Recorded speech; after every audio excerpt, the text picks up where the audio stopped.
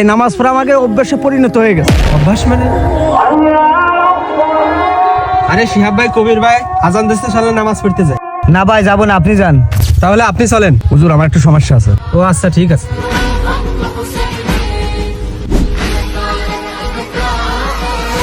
আরে হাসান রে মনে হলো।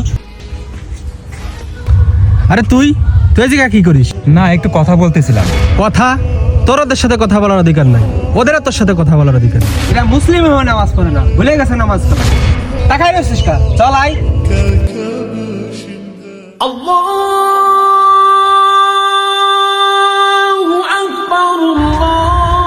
আরে শিহাব, তোমরা নামাজে আইছো?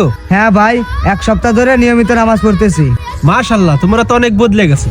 কি বলবো ভাই, নামাজ পড়া আমাকে অভ্যাসে পরিণত হয়ে গেছে। অভ্যাস মানে? ইবাদত করলে আল্লাহর সন্তুষ্টির জন্যই করবে। ভাই, কথাটা ঠিক বুঝলাম না। বুঝনি? তাহলে একটা কথা মনে রাখবে, ইবলিসের সেজদা অভ্যাসে পরিণত হয়েছিল, কিন্তু ইবাদত নয়।